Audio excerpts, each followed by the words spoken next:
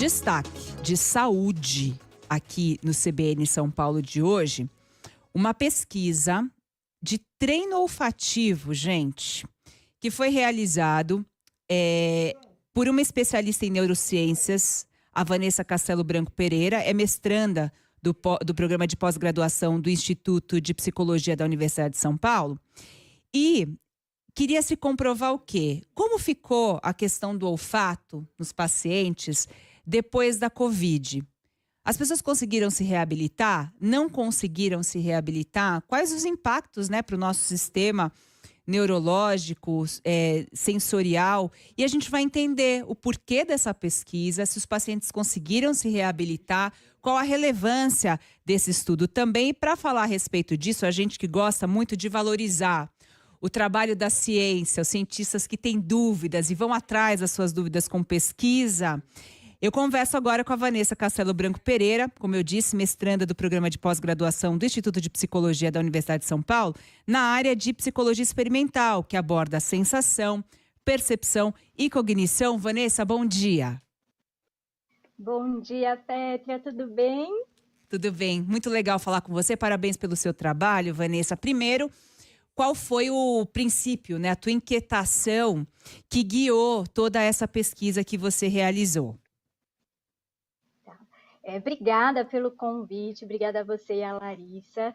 Essa pesquisa ela faz parte de um projeto que já vem sendo desenvolvido há cerca de 4 anos, com a orientação da professora doutora Mirella Gualtieri, que é neurocientista e coordenadora do Laboratório de Estudos Sensoriais das Emoções e Cognição, lá no Instituto de Psicologia da USP. E há 4 anos atrás, a gente começou a pensar em formas de trabalhar disfunções do olfato. Se a gente for pensar, quando eu tive o primeiro contato, 2018, 2019, com essa temática, a gente estava pré-pandemia. Não então, tinha pandemia ainda ainda? Que coisa, não gente. tinha. E a gente pensava nos distúrbios do olfato a partir de diferentes possibilidades. Então, pessoas que tiveram algum tipo de trauma, traumatismo na face, outras infecções virais, pessoas que usam medicamento, fumantes, ou então pessoas com a disfunção congênita. E a nossa proposta seria pensar o bem-estar e qualidade de vida, uma vez que, quando a gente tem distúrbios do olfato, a gente tem funções sociais que são muito afetadas por conta da distorção ou da ausência do ato de sentir cheiros. Ai, me conta Então, mais. Quais são esses. Antes da gente entrar mais, eu queria muito saber disso. Sabe que o meu pai não sente cheiro há muitos anos. E eu achava tão estranho. Como é que a pessoa não pode. Porque acho que compromete tudo o sabor. Conta mais pra gente quais são esses impactos e o que impacta também no nosso corpo isso, Vanessa. Tá, eu vou dar um exemplo dos meus primeiros pacientes, que foi onde eu comecei, Então, eu comecei num conto de fadas, assim, literalmente. Eu estava num castelo na França, na região do Vale do Loire, e uma senhora de 92 anos que morava nesse castelo, ela me procurou, sabendo do meu trabalho, porque a maior queixa dela era que as memórias da mãe dela, que eram tão vívidas, começavam a desaparecer porque ela não sentia mais alguns aromas quando ela ia se alimentar. Então, a força da imagem e da memória da mãe dela começou a sumir, a se dissolver pela ausência de alguns cheiros. Então, quando ela ia comer geleia, que ela lembrava da mãe fazendo a geleia, ela não sentia o aroma, então toda aquela memória associada desaparecia, Um outro impacto de um outro paciente meu que trabalhou muitos anos na área de beleza e usava produtos químicos, para tratamento capilar, ele já não teve a perda de olfato, mas ele teve a distorção. Então, no casamento dele, ele começou a ter problemas, porque todas as vezes que a esposa dele tomava banho, quando ela saía do banho, ele falava que ela sentia fezes, que o cheiro dela era de cocô. E Nossa, que aí, terrível. imagina, e ela começou a se perfumar cada vez mais, e ela dizia que ela passava perfumes muito fortes, e ela sentia que ela estava se prostituindo, porque não combinava com a personalidade dela, para tentar mascarar o cheiro que o marido sentia. Então, são muitos Gente. impactos sociais, né? Além dos impactos que a gente entende do corpo. Então, a fome, a motivação para sair e conhecer as pessoas, porque a higiene pessoal fica muito prejudicada. Tem pacientes que começam a tomar banho muito mais vezes ao longo do dia, ou que não saem mais de casa, né? E por aí vai. Também em relação aos perigos, né? As pessoas elas apontam muitos perigos, vazamento de gás, comer comida estragada, né? E por aí vai. Hum. A minha dúvida, Vanessa, quando você relatou esse caso, nossa, do casal, gente, é uma questão de memória, é uma questão fisiológica, é uma questão química do corpo. O que que promove essa transformação? Porque a gente entende que talvez sejam ligações, né, entre a sensação e o cérebro. Mas como é que isso funciona? Como é que pode ter uma transformação assim do olfato tão drástica, tão ruim, né?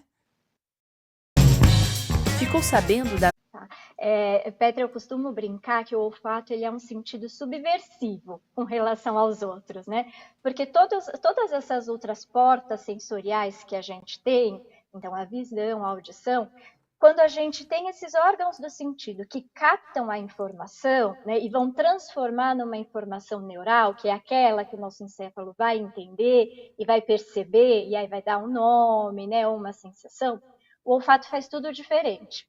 Então, enquanto os outros sentidos, eles passam por um portão que organiza essas sensações, o olfato já manda direto para áreas de importante processamento de memória e de emoções.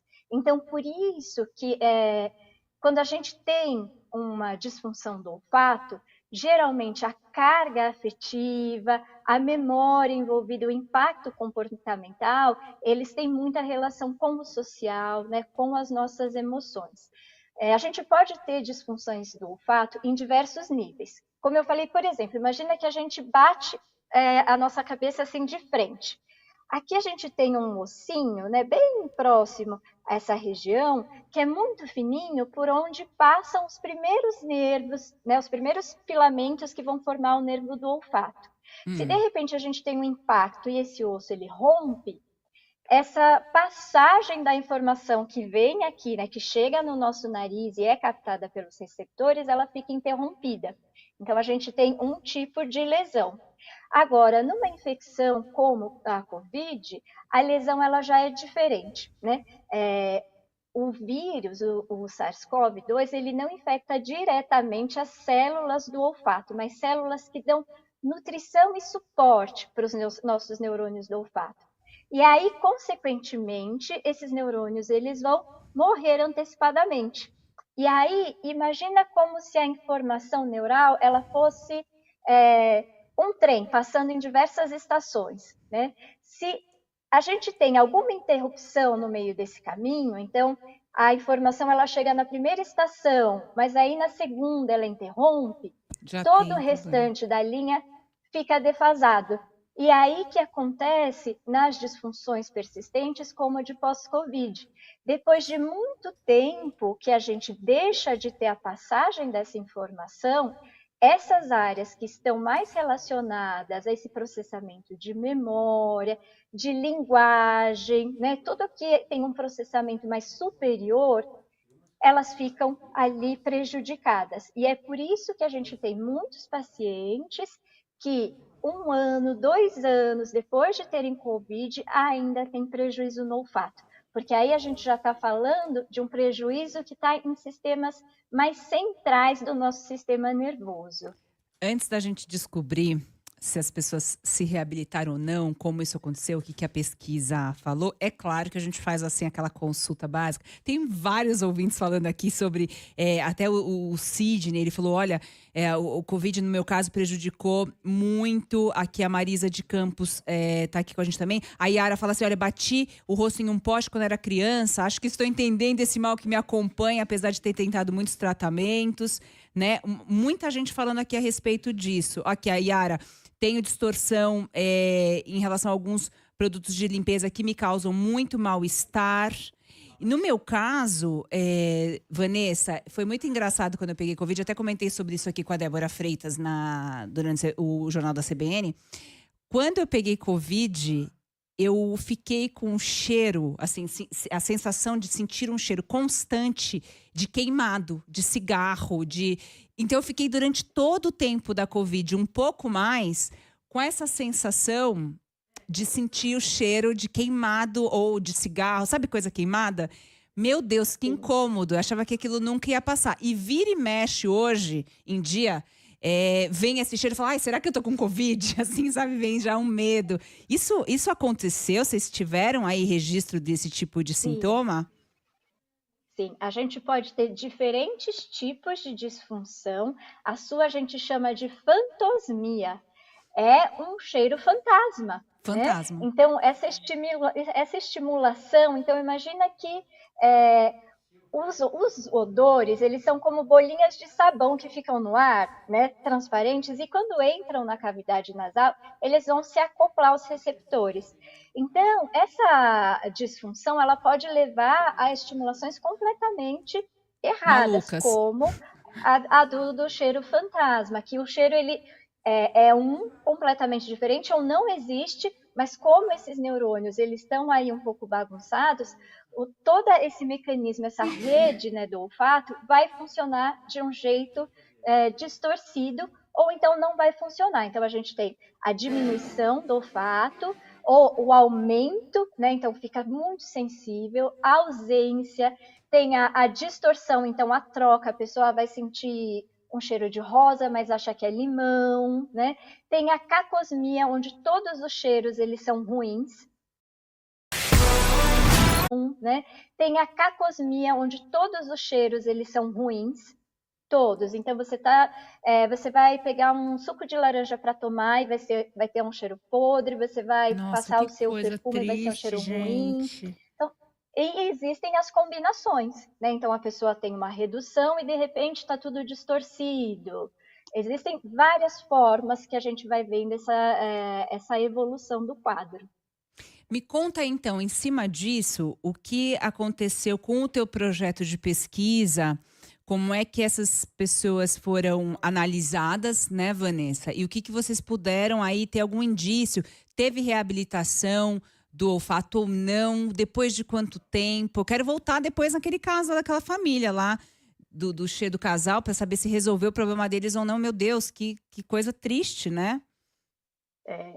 São casos onde a gente entende muito o impacto assim, em todas as esferas da vida da pessoa. A gente fez então um projeto onde a gente acompanharia ao longo de 90 dias os Hum. nossos pacientes.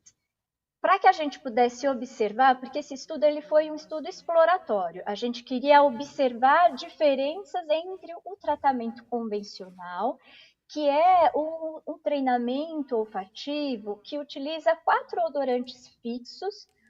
A pessoa ela não escolhe, mas já é bem documentado, já desde o ano de 2009. E a gente ia explorar, então, diferentes possibilidades. Odores que tinham uma maior agradabilidade, que a pessoa ela gostava mais. Odores que tinham uma memória afetiva vinculada, né? E se tinham essa memória, quanto mais forte essa memória, né, mais prazerosa, se também teria algum impacto. Então, a gente fez esse desenho de pesquisa e dividimos os grupos. As pessoas, dos dois grupos, elas vinham com a gente uma vez por mês, a gente fazia todas as avaliações, né, e tentava observar e relacionar. Se a gente for ver no geral, né, todo o tratamento dessa reabilitação olfativa, o treinamento olfativo, ele promove bastante ganho, né? Então, ele é talvez o único tratamento já consolidado que promove ganho de função. É uma reabilitação. Então, não necessariamente o olfato ele vai voltar a ser como era, mas a gente tem ganho funcional e adaptação também da pessoa a essa nova forma de sentir, né, cheirar o mundo. O que nós observamos no nosso tratamento é que a gente tem um ganho mais rápido. Então, as pessoas elas começam a já sentir, né, um ganho funcional a partir de 30 dias sendo que no tratamento convencional a gente precisa de 60 dias para ter esse ganho inicial. E no nosso tratamento, depois de 60 dias, a gente já começa a ver um ganho muito superior de função. É como se a gente acelerasse, né, essa recuperação. E isso é um dado muito importante, porque as pessoas, quando vão para a reabilitação do olfato, elas já estão há meses sem olfato, às vezes há anos, né? No nosso estudo, a média de tempo que as pessoas elas estavam com a disfunção do olfato era de mais de um ano, de 13 meses.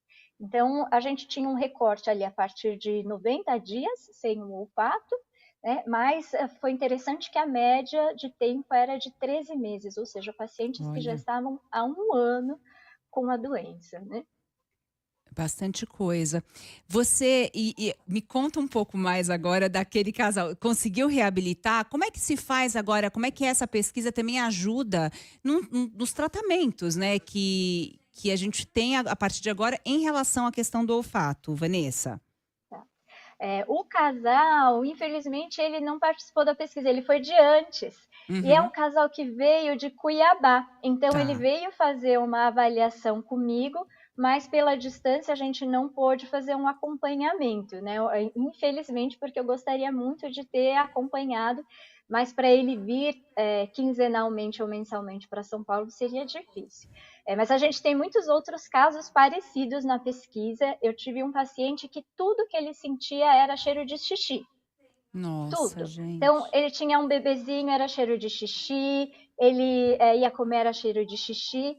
E ao final da pesquisa, a maior alegria dele é que ele tinha acabado de ser pai de novo e ele conseguia sentir, né, o cheirinho do bebê e ele conseguia sentir os aromas da vida. Então, esse paciente também foi muito interessante porque tudo que ele sentia era xixi. Ele ficou meses sentindo só cheiro de xixi e ao final ele teve um quadro de normosmia, ou seja, ele saiu da pesquisa com olfato normal. Foi muito interessante esse caso.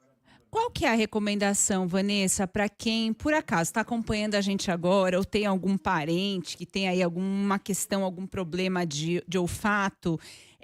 Vale a pena investigar, né? Qual o caminho, qual trajetória tem que fazer? Tá? E essa é uma pergunta muito importante, Petra, porque eu costumo dar o exemplo. Se a gente acordar um dia e não enxergar direito, a gente vai direto para o hospital. E não enxergar direito, a gente vai direto para o hospital.